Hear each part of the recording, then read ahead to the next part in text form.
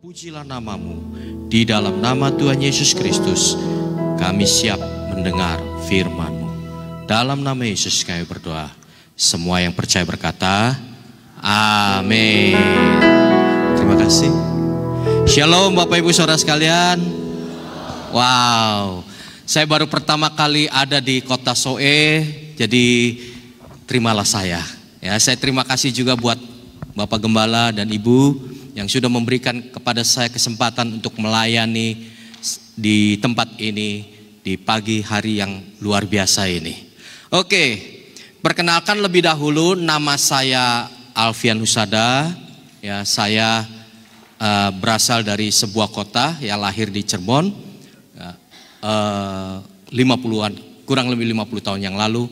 Dan saya punya satu istri tentunya, ya, satu istri dua anak.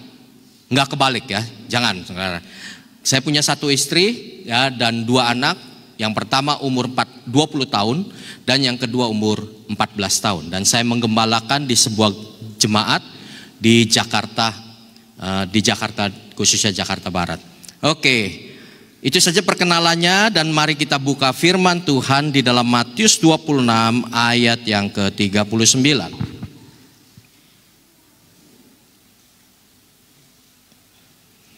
Matius 26 ayat yang ke-39, satu ayat saja.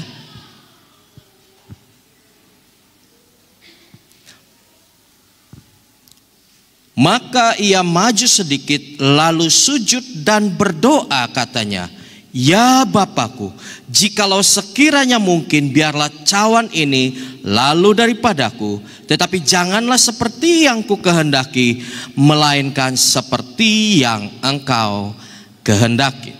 Saudara, firman Tuhan ini berkata bahwa ketika Yesus hendak disalibkan, dia di Taman Getsemani, dia berdoa dengan ketakutan. Lalu saudara berkata, Pak, Yesus itu Tuhan, kok bisa takut? Betul, Yesus itu Tuhan. Saudara, Yesus itu adalah Tuhan, Tuhan sejati, Tuhan 100%. Tapi dia adalah manusia 100%, manusia sejati. Dia pernah takut, betul? Dia pernah lapar, ya. Dia pernah menangis. Apalagi saudara? Dia pernah haus. Dia pernah marah. Itu sifat-sifat manusia. Dan ketika dia ada di Taman Getsemani, saudara, dia ketakutan. Dia tahu bahwa harinya sudah mendekat. Dia tahu bahwa dia akan disalibkan, menanggung dosa seisi dunia ini. Tapi dia berkata begini, biarlah cawan ini, salib ini lalu daripadaku, tapi bukan kehendakku yang jadi, melainkan apa? Kehendakmulah yang jadi.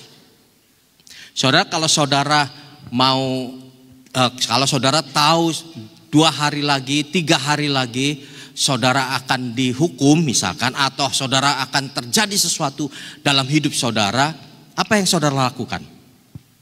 Misalkan seandainya saudara 3 hari lagi mau disalib, ya tentunya enggak ya saudara, ya. Ini contoh saja. 3 hari lagi mau disalib, saudara apa yang saudara lakukan? Hah? Lari? Nggak bisa lari, ya. Paling makan enak, 3 hari makan enak, saya babi terus, ya. Makan enak terus 3 hari, 3 hari, ya. Lalu apa? Tidur enak? Enggak, belum tentu tidur enak, ya, betul ya. Apalagi yang saudara mau lakukan? Hah? Wah, saudara pasti akan ketemu semua saudara-saudara, perpisahan semuanya, ya. Bikin pesta 3 hari 3 malam. Tapi saudara ingat, saudara yang mau misalkan dihukum mati belum tentu mau bikin pesta. Dan yang paling mengerikan adalah stres. Stres saudara, yang makan gak enak, mau tidur juga gak bisa, stres dia. Dia apa ya? saudara pasti akan penuh dengan ketakutan setengah mati. Demikian juga Yesus penuh dengan ketakutan. Makanya saudara, dia berdoa kepada Bapanya supaya cawan ini lalu daripada dia. Tapi tetap saudara, bukan kehendak dia, tapi kehendak Bapanya. Kenapa seperti itu saudara? Karena Yesus percaya 100% kepada Bapanya. Saudara, istri-istri percaya nggak 100% sama suaminya? Langsung saudara diam gitu ya, sambil berpikir, Pak, saya mungkin ya 90% lah. 10%-nya ya kadang-kadang percaya, kadang-kadang enggak. Ya. Suami-suami percaya nggak sama istrinya? Percaya. Amin. Ya. Saudara, mungkin kenapa Yesus begitu percaya sama Bapanya? Karena dia dekat sama Bapanya. Kenapa istri-istri begitu percaya sama suaminya? Karena dia dekat sama suaminya. Kenapa suami-suami begitu percaya sama istri-istrinya? Karena dia dekat sama istrinya. Seseorang yang sangat dekat dengan orang lain, dia pasti akan percaya. Saudara percaya sama gembala saudara? Amin. Ya, karena apa? Karena saudara dekat sama gembala saudara. Kalau saudara orang jauh, saudara belum tentu percaya. Ya, tapi karena dekat, saudara percaya. Dan bukan saja percaya saudara, tidak adanya asumsi dalam hidup dia. Yesus tidak punya asumsi apapun di dalam kehidupannya saudara. Karena apa? Karena dia percaya. Apa itu asumsi saudara? Boleh klik berikutnya. Asumsi adalah dugaan atau anggapan sementara seseorang terhadap suatu hal yang belum tentu terbukti kebenarannya dan memerlukan waktu untuk membuktikannya secara langsung. Jadi saudara, Yesus nggak pernah asumsi sama Bapanya. Waktu dia diutus ke bumi ini, dia tahu nggak 1 hari kelak dia disalib? Dia tahu. Dia tahu nggak bahwa dia akan menanggung seluruh dosa isi dunia ini? Dia tahu. Dan dia tetap percaya kepada Bapanya. Kita seringkali saudara, mungkin kita belum tentu percaya sama seseorang. Kita berpikir, wah dia sering datang ke rumah kita. Jangan-jangan dia mau pinjam uang. Ya. Kok tumben? Biasanya jarang datang. Tapi ini hampir 2 hari sekali datang. 2 hari sekali datang. Bawa apa? Bawa makanan, bawa ini, bawa itu. Saudara curiga nggak? Curiga. Nih pengen pinjam uang, ternyata enggak, belum tentu benar. Saudara, mungkin dia mau memberikan kasih Kristus itu kepada kita, kepada orang lain. Dia berikan makanan, dia berikan hal-hal yang baik, dia berikan perhatian. Nah saudara, seringkali dalam hidup kita saudara, kita punya curiga atau punya asumsi kepada orang lain. Punya asumsi kepada banyak hal saudara. Dan asumsi itu belum tentu benar saudara. Asumsi belum tentu benar. Kenapa? Karena kita punya hal-hal yang kita pikir itu benar tapi belum tentu benar. Padahal yang benar cuma satu hal, yaitu firman Tuhan. Kita seharusnya tidak punya asumsi di dalam hidup kita. Asumsi kepada siapa saja saudara. Boleh klik berikutnya. Yang pertama adalah kita tidak boleh asumsi kepada Tuhan. Ya, mungkin saudara lihat, saudara pelayanan begitu luar biasa, begitu hebat pelayanan dari gereja ini belum dibangun, dari gereja ini mungkin sedikit orang dan sekarang hampir banyak, sudah banyak saudara. Saudara lihat kok merasa belum diberkati Tuhan. Sedangkan orang-orang yang baru datang di gereja ini, 3 bulan kemudian dia diberkati Tuhan. Saudara lalu berpikir seperti ini, Tuhan ternyata pilih kasih. Tuhan tidak sayang sama beta. Lalu lagunya seperti ini ya. Tak tersembunyi kuasa Allah. Di awalnya bagus ya. Kalau lain ditolong, saya enggak. Wah saudara, jadi akhirnya saudara apa yang terjadi? Lalu saudara merasa Tuhan itu pilih kasih. Dan saudara merengek-rengek sama Tuhan. Saudara masuk ke kamar, sama seperti kitab Matius berkata, kalau engkau mau berdoa, masuklah ke kamar, kuncilah pintu. Lalu saudara mulai menyanyi lagu-lagu yang cukup cukup menyayat hati. Ya salah satunya yang tadi saudara ya. Dan saudara berkata, seandainya Tuhan, saya udah mati-matian buat Tuhan. Kok Tuhan lebih memberkati dia daripada saya? Apa yang terjadi ketika kita punya curiga atau asumsi kepada Tuhan? Yang terjadi adalah kita tidak percaya kepada Tuhan. Lalu saudara kasih soal kepada Tuhan. Tuhan, tolong jawab Tuhan. Dalam waktu 3 bulan, kalau saya tidak diberkati di gereja ini, saya pindah gereja ini. Tolong coret yang tidak perlu Tuhan. Mungkin saudara yang single-single saudara, ya, yang single-single saudara lihat, waduh, mana tulang rusukku, ya kan? Kiri udah ada tulang rusuknya, yang kanan juga udah ada tulang rusuknya. Cari-cari susah nggak bisa. Ada juga tulang rusak saudara ya. Lalu saudara ambil keputusan, Tuhan, tolong jawab pertanyaan ini. Manakah yang Tuhan pilih? A, B, C, D.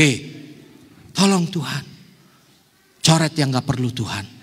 Kalau dalam waktu 2 bulan saya gak dapatkan, saya pindah. Saya cari tulang rusuk yang lain. Saudara, emang Tuhan disuruh isi ujian saudara ya? Apa yang terjadi? Kita gak percaya lagi sama Tuhan. Di dalam Kejadian saudara, ada sebuah keluarga yang pilih kasih. Ishak pilih kasih kepada anaknya. Dia sayang kepada Esau, tapi istrinya Ribka sayang kepada Yakub. Apa yang terjadi saudara? Ketika pilih kasih terjadi, maka keluarga ini akan menjadi bentrok. Hai engkau orang tua, jangan pilih kasih. Amin. Karena Tuhan juga tidak pilih kasih.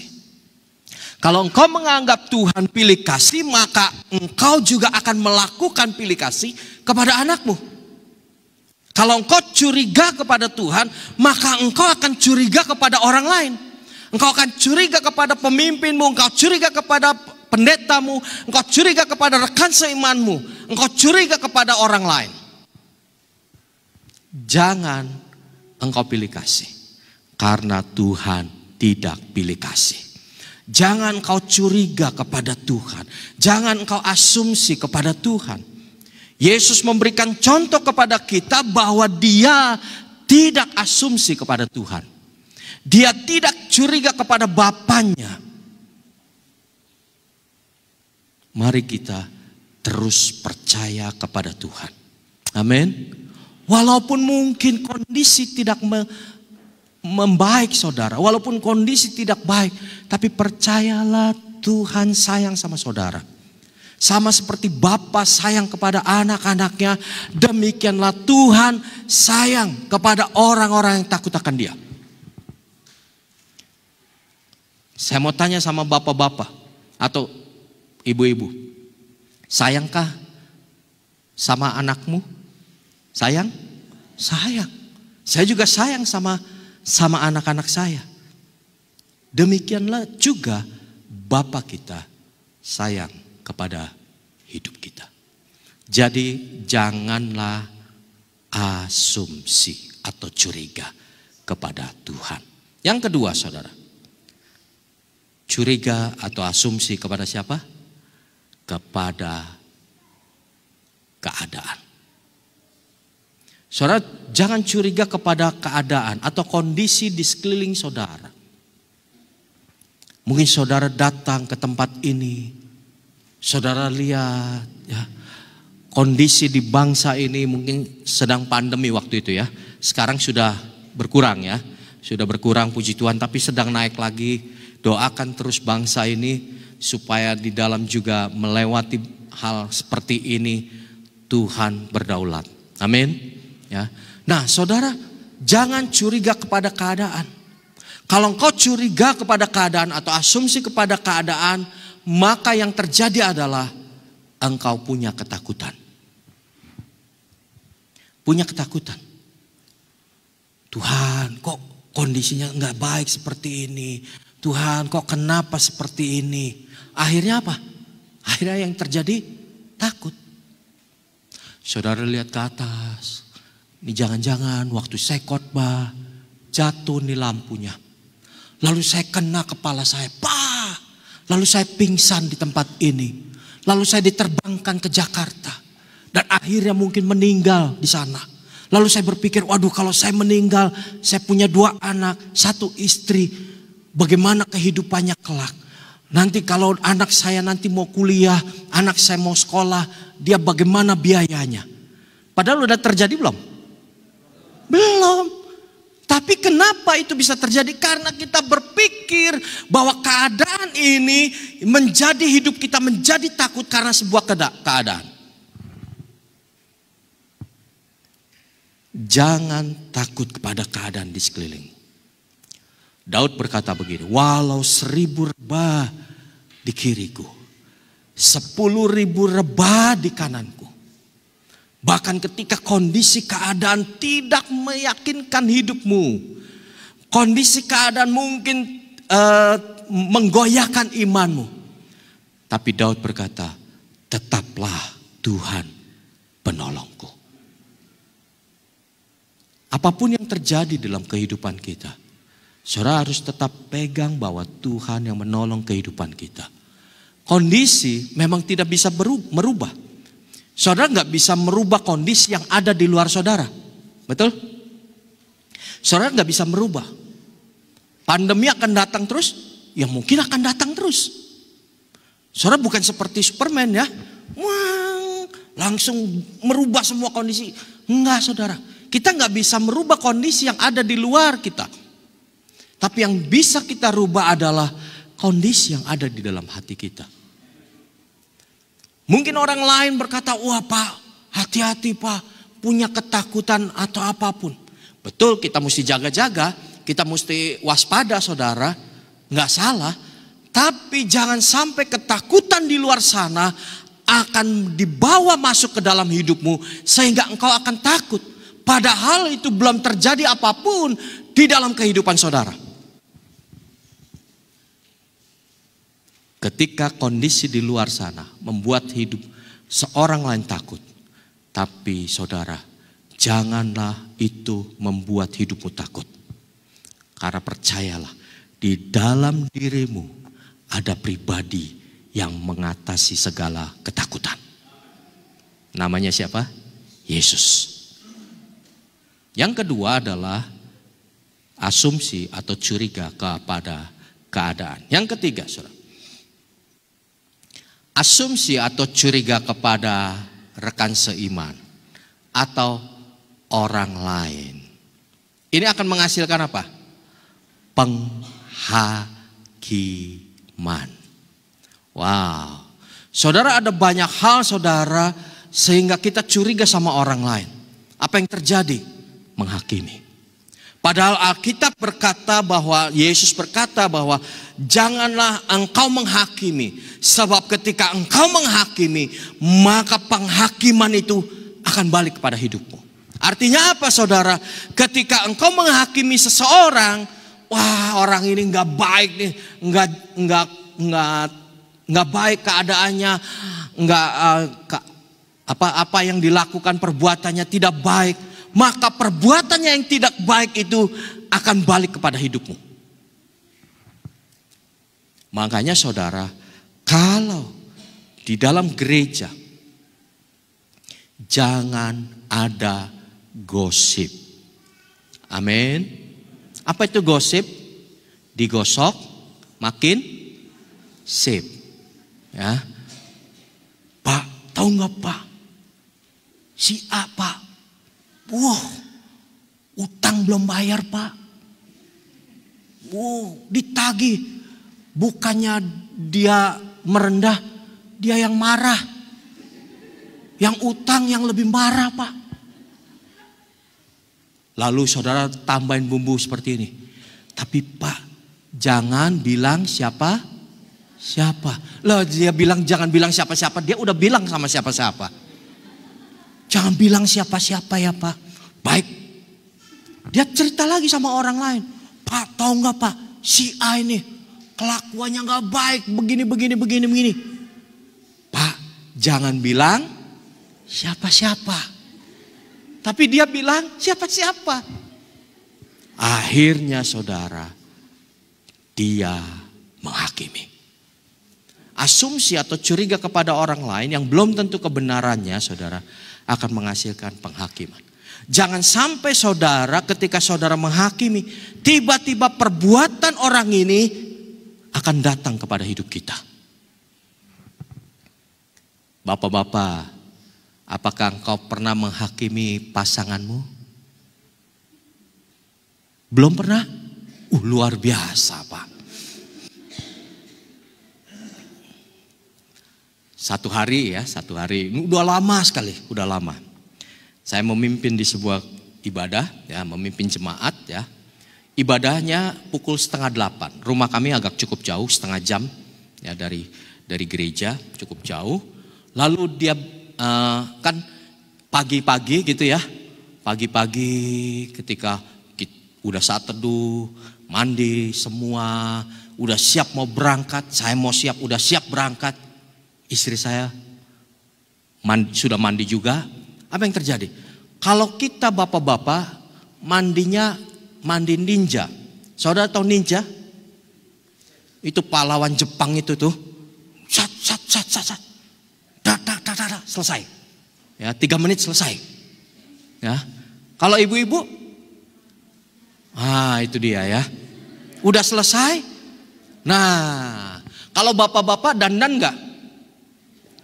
Enggak ya? Wah, kalau bapak-bapak dandan dipertanyakan saudara ya. Ya paling minyak rambut ya, sisiran, selesai toh. Ya, cuci muka sebentar selesai. Paling 2 menit, 3 menit. Tapi ibu-ibu enggak. Ya. Bibir dimerah-merahin. Pipi, pakai apa itu namanya itu pipi? Ya itulah ya. Ini pipi, rambut ditinggiin. Semua. Saya bilang sama istri saya, ayo dong, cepetan dikit. Ayo dong cepetan dikit nih. Udah waktunya kita nggak keburu nih. Makin cepat atau makin lambat? Nah itu dia ya, curhatan ibu-ibu. Makin lambat saudara. Wah, makin marah atau makin marah bapak-bapak.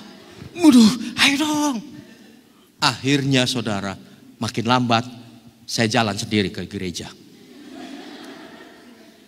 Nah, minggu depannya terulang lagi nggak? Terulang lagi. Tuhan gimana caranya? Ya sudah, saya diamkan. Sama seperti biasa, mandi udah semua, tetap dia dandan. Dia dandan. Saya diamkan. Biarin aja. Suruh dia dandan. Suruh dia dandan. Akhirnya mungkin datang ke gerejanya agak telat sedikit. Tapi itu yang merubah hidup kita. Saya mau tidak lagi menghakimi pasangan saya. Tapi saya mau merilis pengampunan. Saya tidak menghakimi. Dia mau dandan, ya, lama. Tapi jangan kelamaan, saudara ya. Lama, ya udah, nggak apa-apa. Dulu kan sering kayak, ayo dong, cepetan dong. Ini udah jam berapa? Apa kata jemaat kalau pemimpinnya telat? Ya, nah jangan menghakimi. Mungkin ibu-ibu, ya, lihat suaminya sekarang. Dulu Pak, suami saya six pack. Tahu ya badannya six pack ya? Tahu? 6 kotak itu.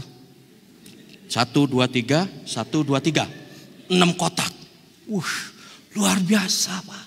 Dulu luar biasa Pak. Dia kalau dia kasih kembang, kasih coklat, wah, pingsan kita. Tapi Pak sekarang boro-boro Pak. Boro-boro dulu romantis. Nah, sekarang enggak. Ya, sekarang Pak, ambilin piring dong. Ambil saja sendiri kau. Pak, antarkan aku ke pasar. Antar saja sendiri, pergi sendiri sana. Kau kan sudah bisa naik motor. Kalau istrimu suruh engkau antar dia ke pasar. Bapak-bapak saya mau tanya, antar ke pasar enggak Pak? Enggak. Saya ingin bilang sama saudara, antar dia ke pasar.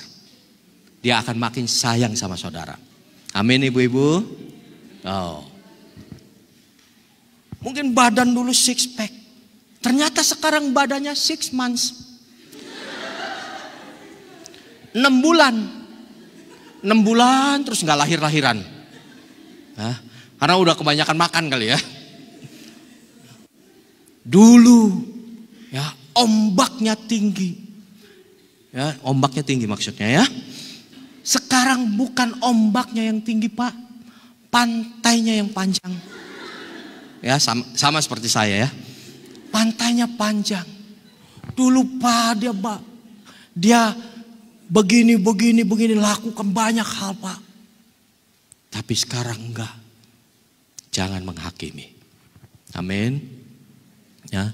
Dulu masih ingat Pak, waktu kita belum menikah, suami dan istri belum menikah, kita rasanya pengen deket terus sama dia.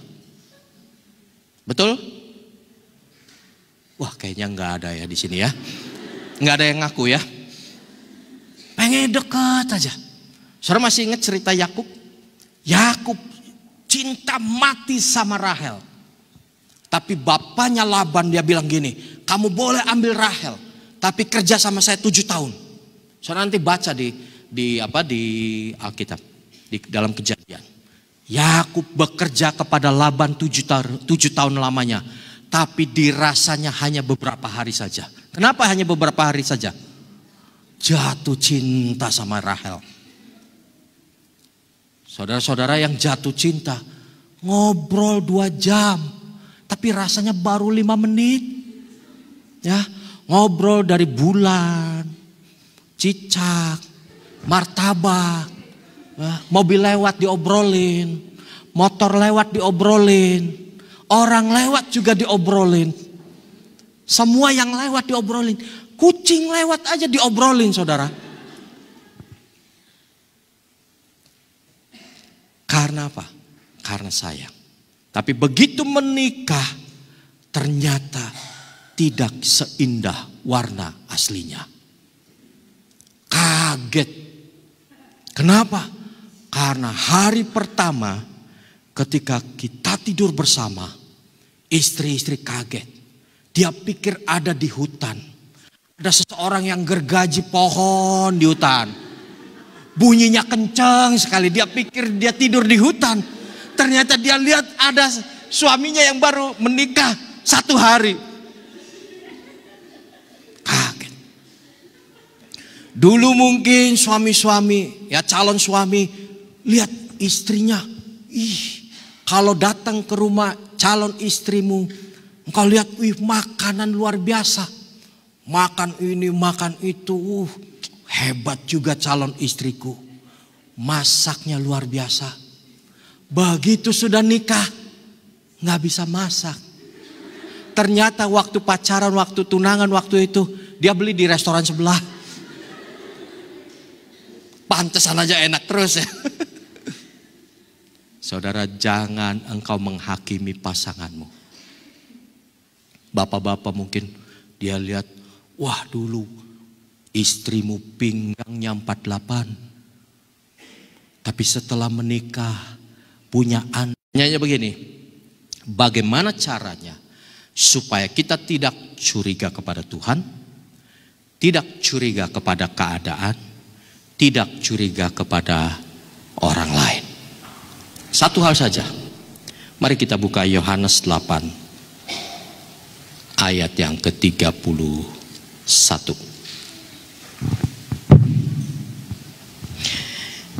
Yohanes 8 ayat 31 dan 32.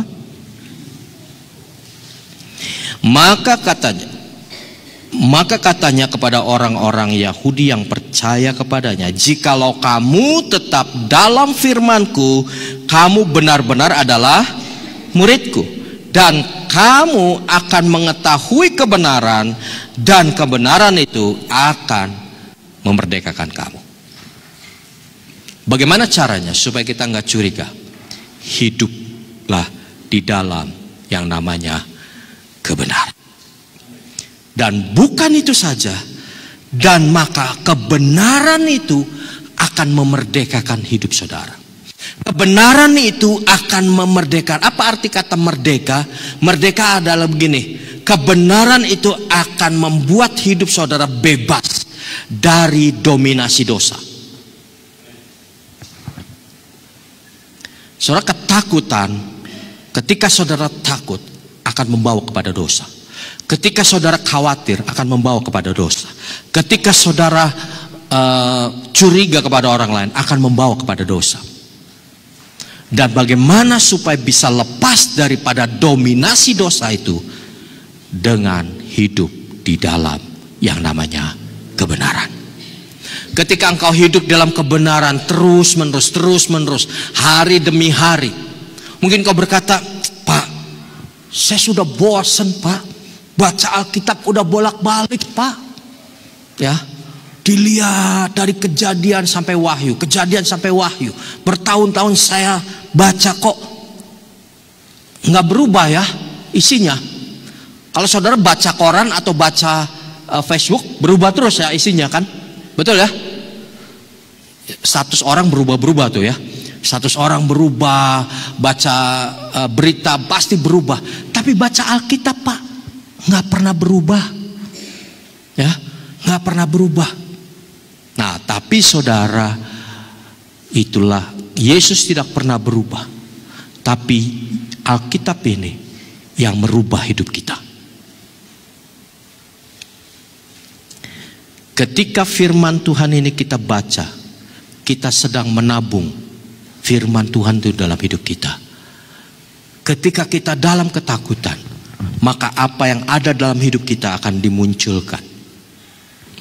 Ketika kita takut, firman Tuhan berkata, janganlah takut, sebab aku menyertai engkau senantiasa sampai kepada akhir zaman. Janganlah engkau sekali-kali, karena aku sekali-kali, Yesus sekali-kali tidak akan pernah membiarkan dan meninggalkan engkau. Firman itu akan muncul terus saudara. Bukan cuma kebenaran yang dibaca saudara, tapi saudara mesti juga selidiki firman Tuhan. Sekarang saudara bisa bebas baca artikel, baca apapun saudara bisa bebas. Tentunya yang baik ya saudara ya.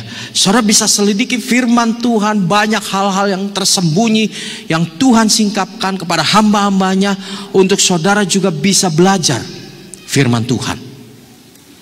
terus menerus belajar firman Tuhan. Bukan cuma hidup dalam kebenaran, tapi belajar terus kepada firman Tuhan. Maka kebenaran itu akan memerdekakan hidup saudara. Lebih enak mana saudara? Makan di rumah atau makan di restoran? Hah? Makan di rumah?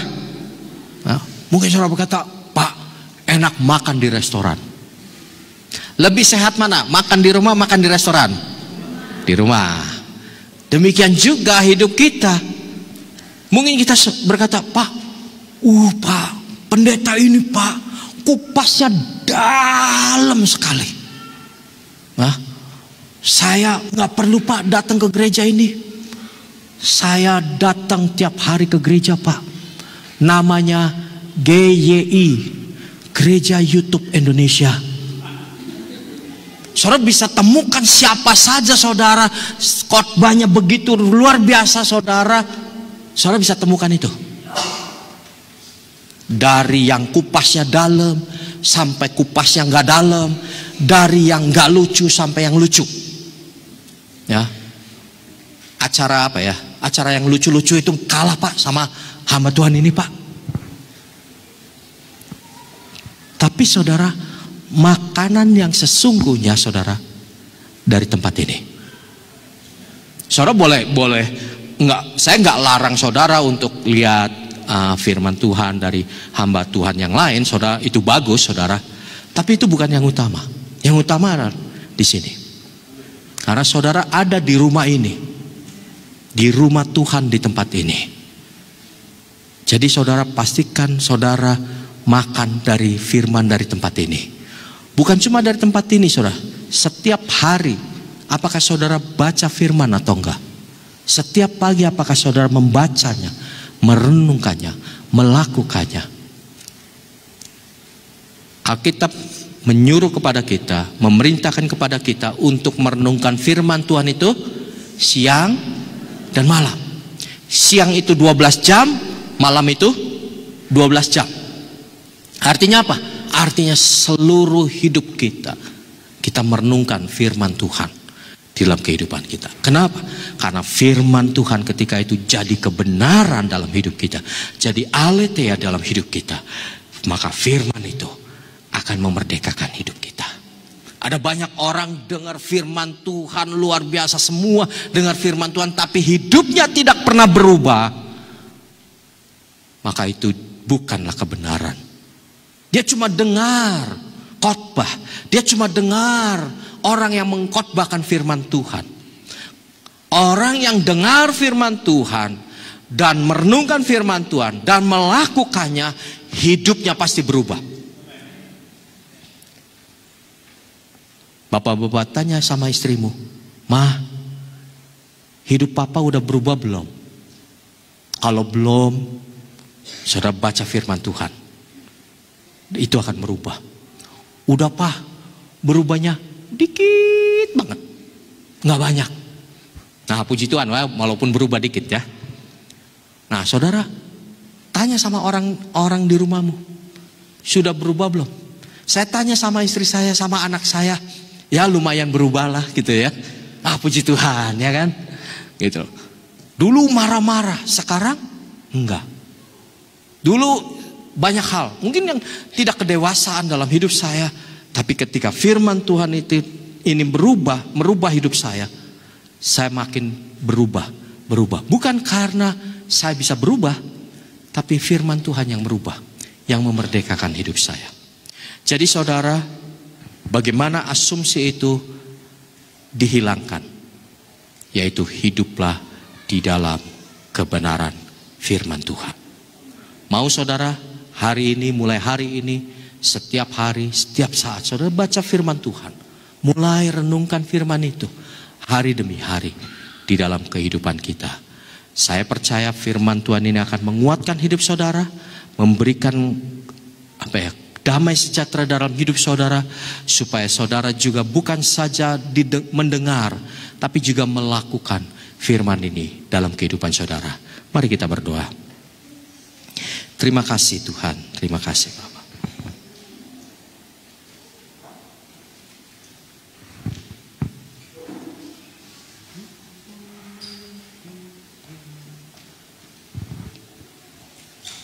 Terima kasih Bapa.